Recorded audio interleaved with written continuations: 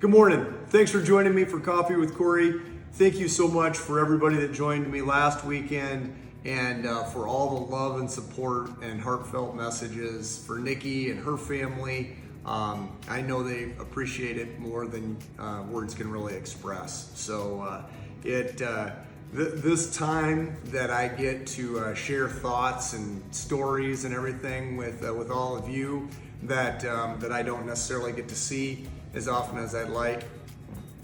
It's become really special for me, and I really appreciate those of you that join me each week. So I really wanted to thank you for that.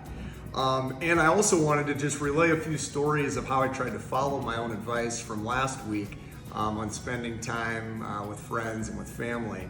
So after we had coffee together last Saturday, a bunch of us that have kind of made it a little bit of a yearly tradition boarded a little bus and took the trip from Sioux Falls down to Vermilion to celebrate D-Days. And we gathered for a little picture in front of the bus, but before I could snap the picture, the bus pulled away. So that picture that just flashed on the screen looks a little goofy. That's why.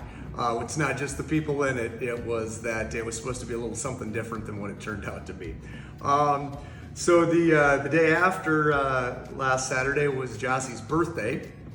And I've never been really good at planning gifts, but I did plan a little lunch with as many of the kids and grandkids as we could get here for Jossie's birthday last week, and it was a lot of fun. Just getting as many of us together as we could on short notice, and kids are playing and. We're all scattered around the house doing different things and doing what you do when there's 4-year-olds and 2-year-olds running around. So good times on last Sunday and Jossie's birthday. The next day on Monday was really special because one of my best friends, Tim Scott, who I've referenced often on our little coffee sessions, was able to come to town and join a few of the rest of us that used to get together and watch football on a very regular basis. So much so, in fact, that we gathered at Jeremy's house so many times to watch football that Jeremy's wife decided to get mugs for us several years ago with our names and our teams on them.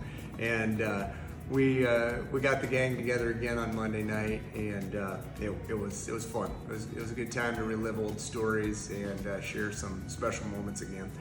And you know, in the vein of talking about friends and family, right before I got ready to record this session this morning, I do these generally very early in the morning, well before the sun comes up, and a good friend of mine that I talk to frequently but not every day just sent me a random note and said, "Hey man, hope you have a good day. I know you're an early riser like I am, and I just wanted to send you some good vibes."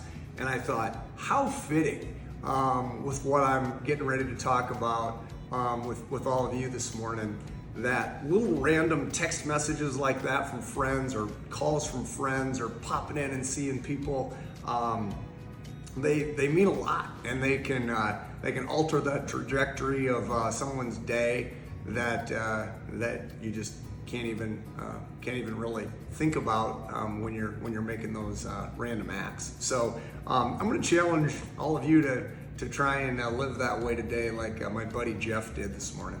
One last thing from a friend and family tour is I'm making a little trip back to Blunt tomorrow to see my parents, and I'm really looking forward to that. So hopefully, if you join me next week, we'll have a few little photos from my time spending time with mom and dad. So until then, enjoy your week and continue to be a good friend, and we'll talk to you next week at Coffee with Corey.